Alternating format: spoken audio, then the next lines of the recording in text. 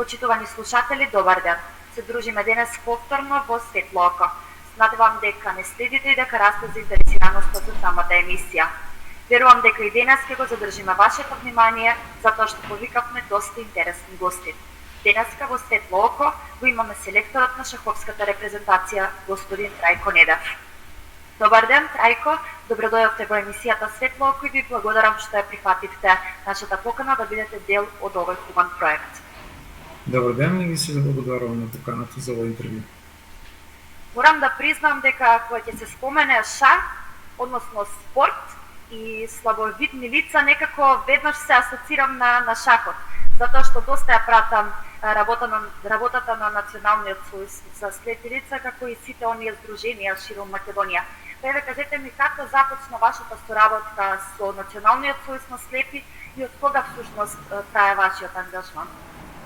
Така, со екипата која што го води шахот или спортската шахска федерација на слепи и слабовидни лица, учествувам од самиот почеток на организацијата на Европското на Олимпијадата во Охрид, старе 2017 година, каде што за прв пат бев како помошен тренер во состав да му помогнеме на нашите играчи да се прикажат во едно подобро светло на самата Олимпијада. Ние како домаќини, освен во тоа што бевме како организатори, доста успешни, добар дел од нашите играчи, како Жарко Селковски, беа и самите учесници кои што беа организатори на таа Олимпијада и една од подобро организираните Олимпијади во рамките на досегашно организираните Олимпијади во светот на слепите лица.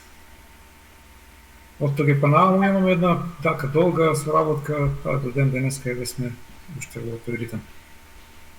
Супер, мило ми е што давате свој допринос во подобрување на животот на тие лица и што им давате можност да го почувствуваат оној спортски дух што веројатно го носат во себе. Раскажете ни за вашите достигнувања и на колку надпреварувања учествувавте во изминатите години. Па со текот на тоа што 2017 година ние на таа Олимпијада системот на надпревари кај слепите лица е да една година се игра Олимпијада, од која што првите 16 екипи добиваат право на настап на светското, кој што се одржува наредната година, а секоја втора година има европско првенство. Така да ако 17 година почнавме со Олимпијадата одржана во Охрид, наредната година 18-та бевме на светско првенство во Софија, кој што пласман беше обезбеден од претходната Олимпијада. 2019 година бевме на Европско првенство во Романија во Калиманешти. 2020 година, само дека имавме тука еден застој од короната, па 21 Родос, 22 година минатата бевме на светско првенство исто така организирано кај нас во Охрид и оваа година 23-та бевме на Европско првенство во Дженова, Италија. Доста успешни настапи, во секој од нив успеавме да обезбедиме или пласман за светско, бидејќи да се учествувавме како репрезентација на сите светски првенства, а со самото светско. Задоволен сум од настапите, некогаш секој пат ние бараме и повеќе и подобро, но се работи на тоа да виднина постигаме се подобри резултати. Честитки за секој ваш успех досега. Раскажете ни за вашите достигнувања. Кој е вашето најголемо достигнување во вашата кариера како селектор? Во секој случај, селекторот во овој дел представува еден вид на тренер на самите репрезентативци. Кога збориме селектор, ние подразбираме дека човек кој што ги одбира играчите, но во случајот на Федерацијата на слепи лица, селекторот е фактички тој што ја одбира екипата, ја спрема екипата и ја носи на самото место, што представува еден добар спој на сближување на личноста, запознавање со карактерните особини на секој поединечно, нивните потреби и проблеми кои што имаат како на шаховски, така и на психолошко-физички план. И на тоа дозволува да се даде еден оптимален временски период за припрема, да му се даде еден доволен термин за спремање пред самата партија и на некој од нив му треба можеби повеќе психолошка поддршка, на некој повеќе шаховска припрема. Секој си е посебна приказна, да речем, секој си е посебен карактер и посебен пристап. Јасно. Кажете ми, дали гледате напредок од денот кога станавте селектор па се до денес на самата состојба?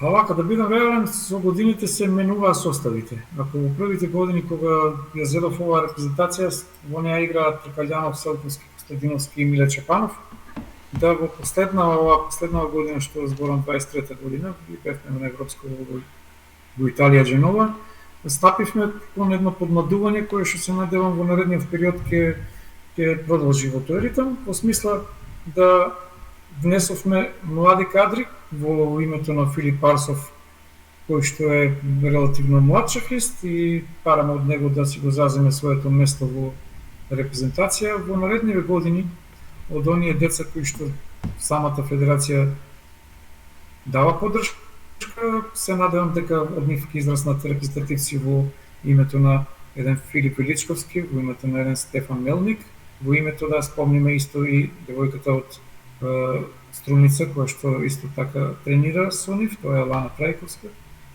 Се надевам дека било кој од нив ќе продолжиме со тоа темпо на работа и ќе израснат во квалитетни шахисти, а со самото тоа и членови на репрезентацијата. Јас им посакувам да останат доследни на својот труд, да се трудат, да работат напорно и да ги престигнат всушност најдобрите шахисти во Македонија.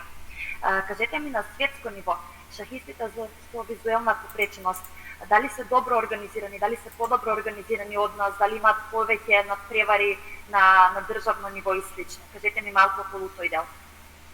Па бидејќи бев физички присутен на сите овие настапи со нив, како селектор и ги увидов пристапот на другите федерации кои што го прават, тука може да кажам дека ние сме на едно многу повисоко ниво организирани тука во Македонија и може да представуваме еден добар пример како и другите би требале да работат на шахот. И со самото тоа што, например, во настапите во Италија, претходно во Грција, тоа се некакви ad-hoc организации кои што после тоа ништо не допринесуваат за нивниот развој, во смисла на ако Федерацијата на слепи кај нас организира 2017 година Европско Охрид.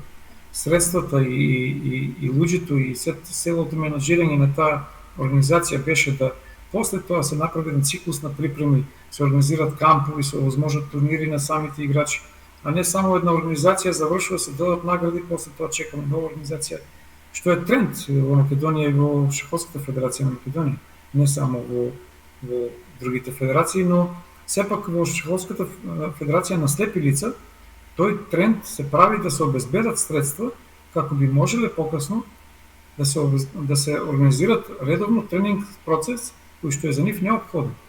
Да имаат циклус од 2 до 3 кампа годишно, во кои ќе се опфатат не само тематски теоретски варијанти за нивно подобрување, него да може и на тие да се извежбат одредени позиции кои што тие сакат да ги играт, да може да се разговара за нивните проблеми, планови. Со тек на време ние секогаш носиме различна екипа затоа што нормално дека некој од нив се разбил по време на корона имавме некој што има оперативни зафати, па после тоа не можеа да играт. Се дешава ситуации да некој од шахистите има проблеми со летење со авион, па не може да дојдат на некој место кај што се оди со авион. Тоа се сепак некои работи за кои што ако немате комуникација и не можете да ги дознаете на време, може да направат доста голем проблем во составот. Тука ние тоа го немавме и во разлика од другите организатори, Македонија во Федерацијата на слепи лица може да земе еден многу добар пример како тоа треба да се функционира една спортска федерација и поддршка на овие слепи лица во смисла на шахска федерација. Браво за целата шаховска организација. Кажете ми какви надпреварувања ве чекаат во блиска иднина? Кои се наредните чекори кои што треба да ги изловите?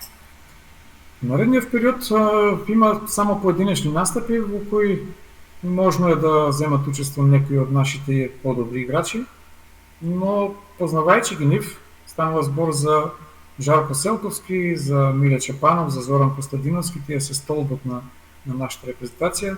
Ги спомнав тука под младокот кој што веќе е во репрезентацијата, тоа е нашиот Филип Парсов. Во наредните години тоа со поддршка сигурно ќе биде и Стефан Мелник.